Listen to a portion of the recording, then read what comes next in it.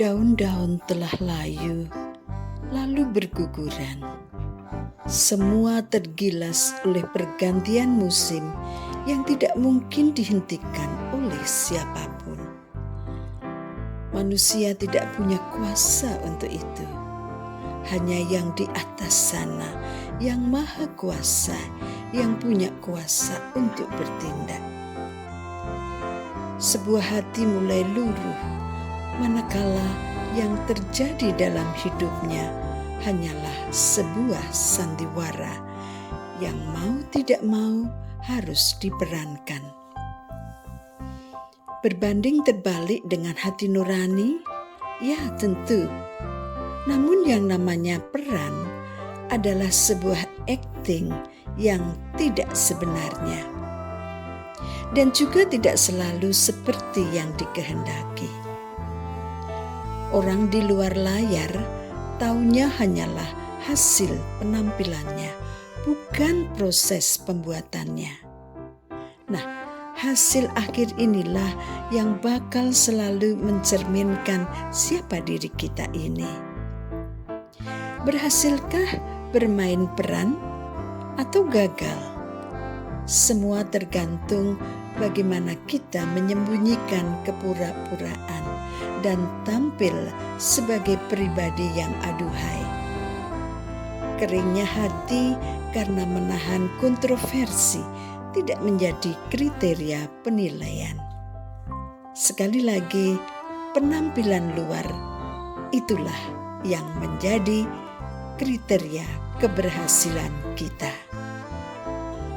Pendengar, hadir kembali di ruang dengar Anda, Cerbung Bersuara. Kalau bukan aku, jangan dia. Kali ini di episodenya yang ke-21. Di episode ini, masing-masing tokoh memerankan kepura-puraan. Peran masing-masing harus dijalankan agar dapat menghasilkan nilai akhir yang mulus. Semua berawal dari tipu muslihat Menur yang mengatakan bahwa dirinya hamil anak Diran. Padahal itu bukan. Diran juga berpura-pura menjadi anak yang berbakti bagi orang tuanya dengan mengatakan bahwa ia akan segera memberi cucu. Sedangkan orang tua Diran saking berharapnya mempunyai cucu sampai percaya begitu saja dengan drama kehidupan anaknya dan menantunya. Ayo pendengar, akhiri rasa penasaran Anda dengan mendengarkan Cerbung Bersuara ini sampai akhir. Selamat mendengarkan.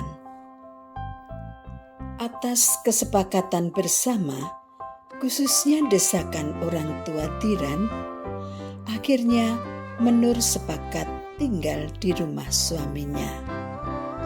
Sebetulnya hal ini bukan menjadi kesepakatan Menur dan Diran. Dari pembicaraan awal, mereka sepakat jika Menur tetap tinggal di rumah orang tuanya. Ketika orang tua Diran menghendaki menantunya tinggal di rumahnya, Diran tidak bisa berbuat banyak. Memang pada umumnya adat istiadat di desa itu juga demikian. Istri ikut suami. Diran tak berkutik dengan keputusan orang tuanya.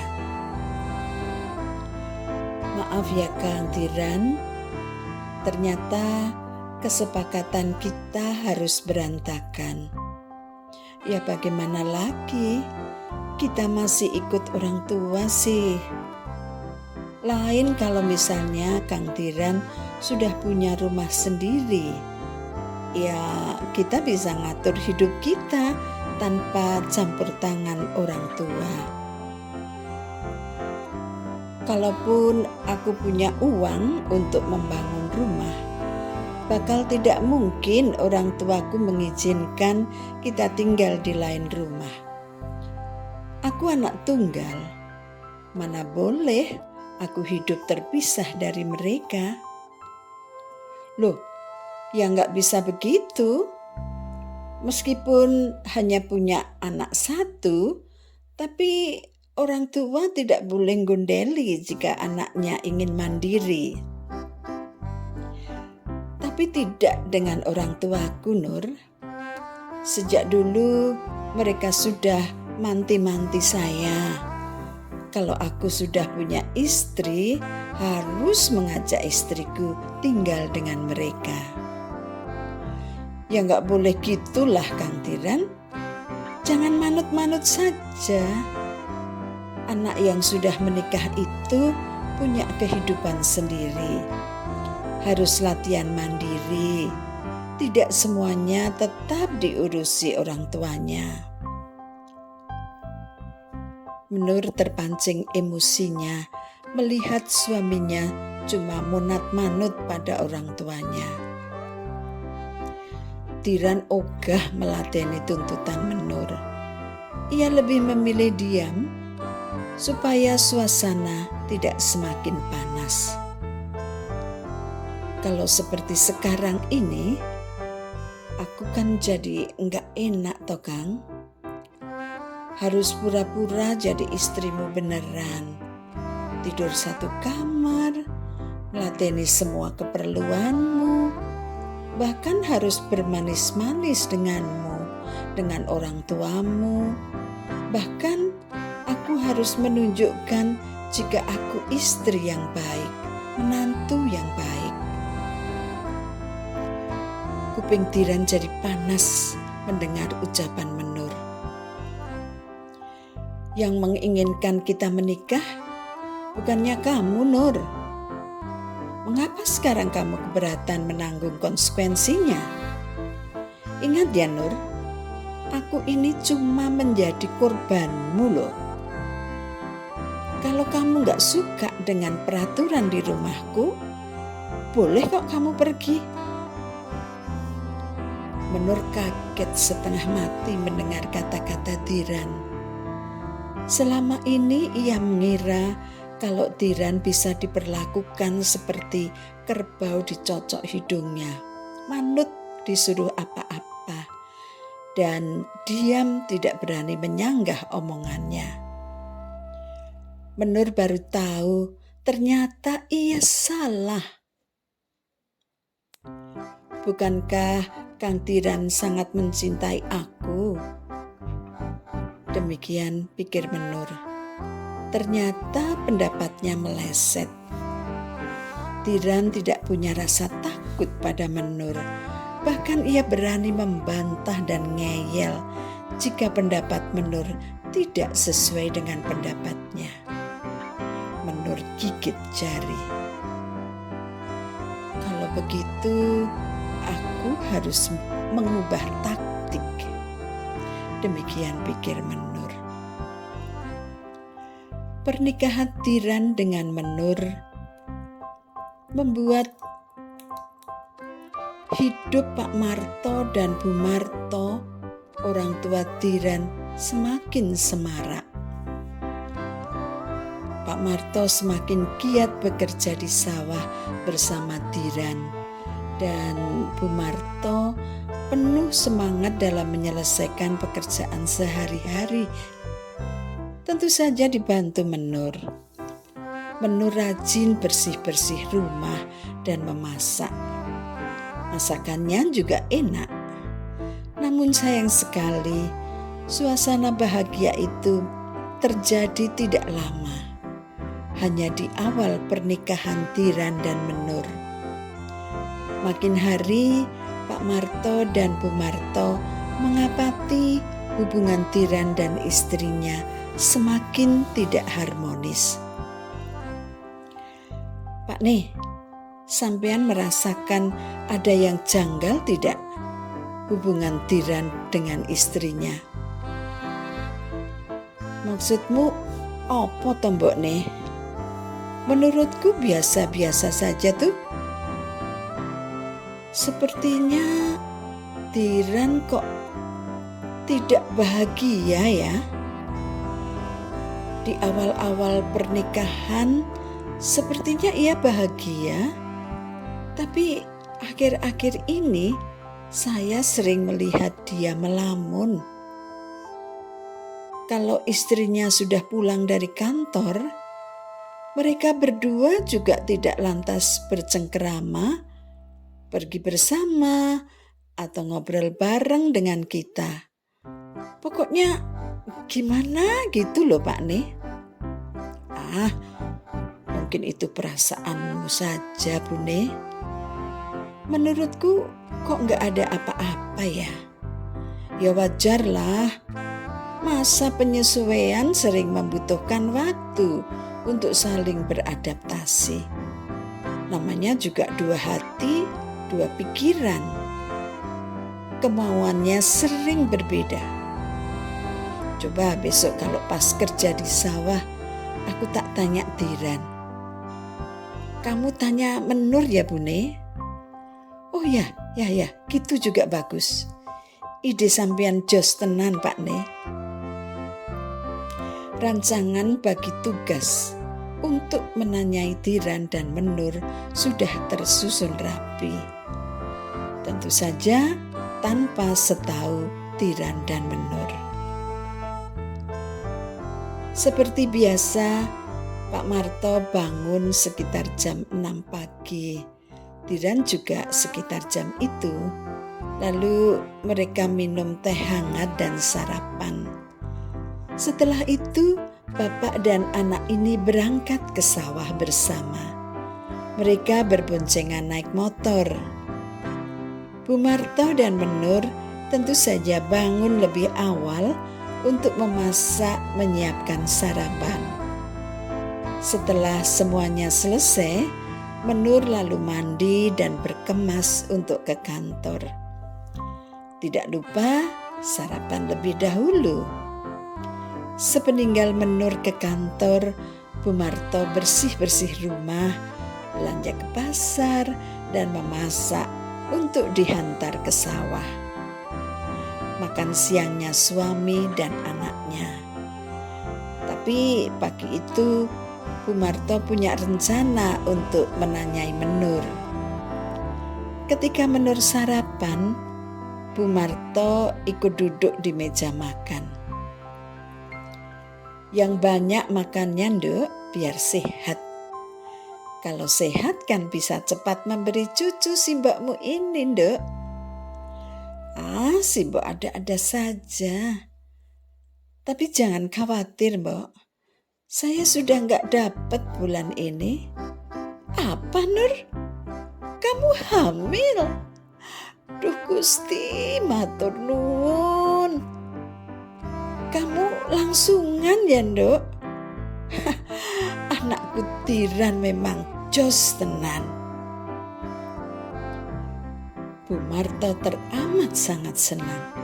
Ia berdiri lalu memeluk Menur. Ia sudah lupa untuk menanyakan hubungannya dengan Diran yang dirasa kurang harmonis. Oh, ini toh jawabannya. Ternyata menantuku ini jadi agak cuek dengan suaminya karena kawan bayi.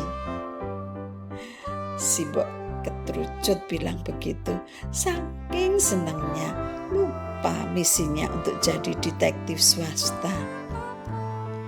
Untung saja Menur tidak begitu mencerna kata-kata si mbok mertuanya ini, karena ia sendiri terlalu bahagia dengan rahasianya sendiri. Dalam hatinya Menur bersorak-sorak, "Hore, si mbok ketipu. Yang di perutku ini bukan cucumu, Mbok.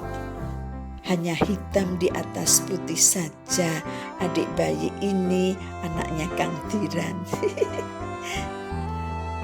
Tentu saja semua itu hanya dikatakan dalam hati.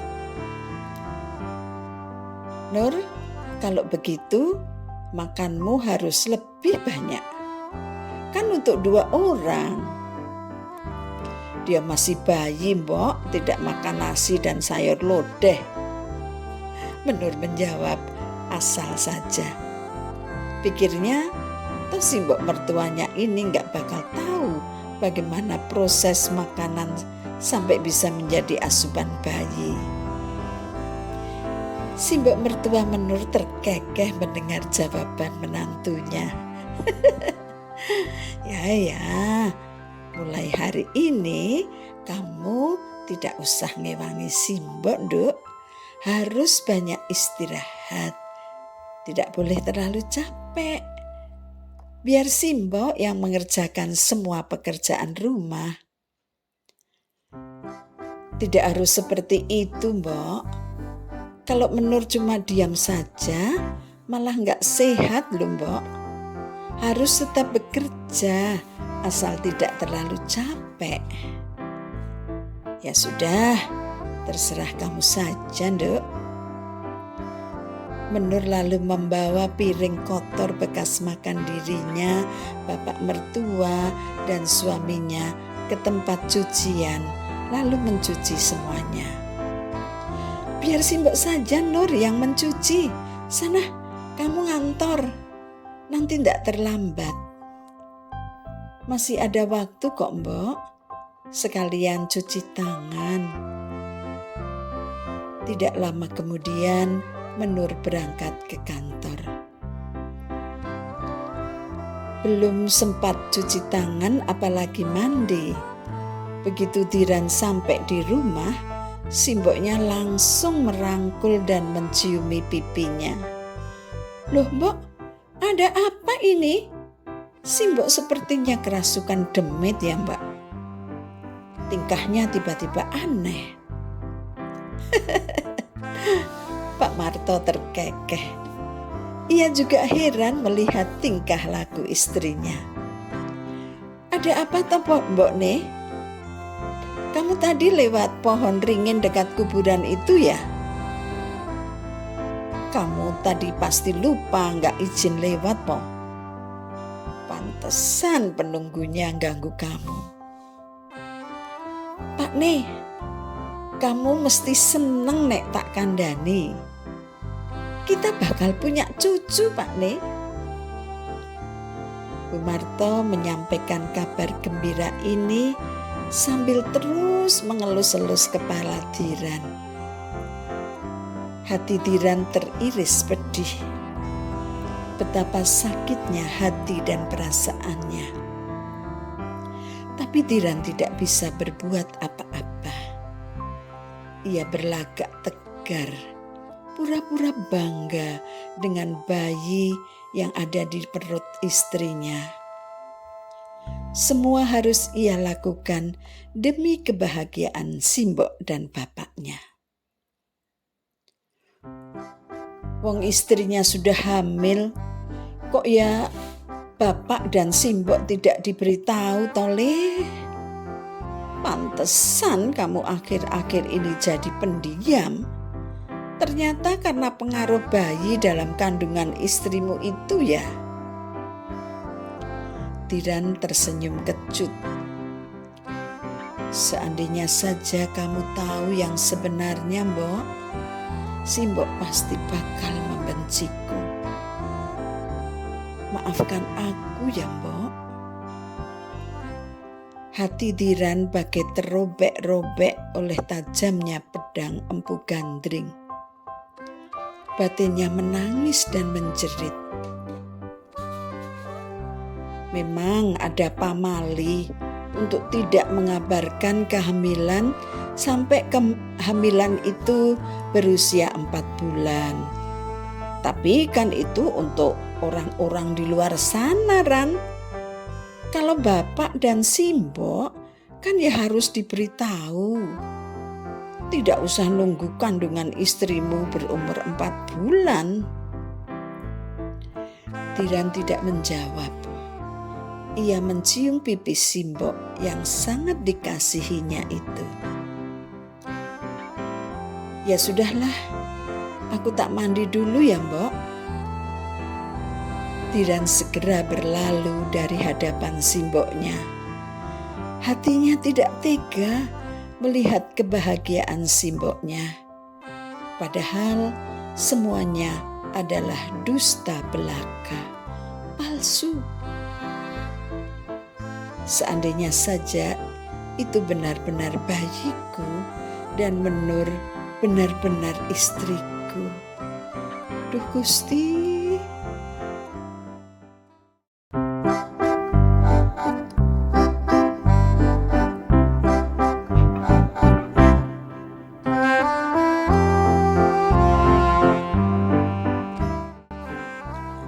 Sampai di sini perjumpaan kita di episode 21 Cerbung Bersuara. Kalau bukan aku, jangan dia. Kita berjumpa kembali di episode selanjutnya. Jaga kesehatan, jaga hati, agar selalu bahagia. Karena bahagia utamanya dari kita sendiri, dari dan untuk kita. Tebarkan senyum bahagiamu untuk semua orang yang Anda jumpai, agar pesonamu tetap terjaga. Sampai jumpa. Tuhan memberkati.